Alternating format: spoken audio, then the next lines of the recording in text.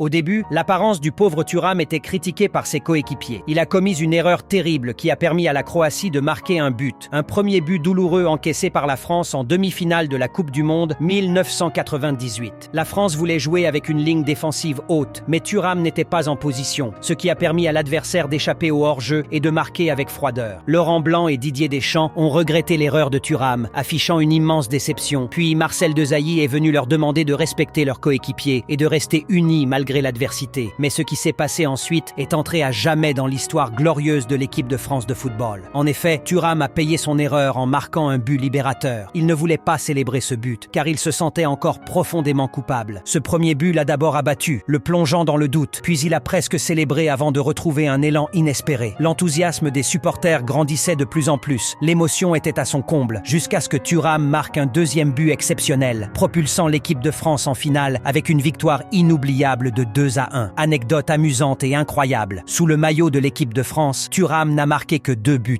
Et ces 2 buts ont été inscrits lors de ce match légendaire contre la Croatie.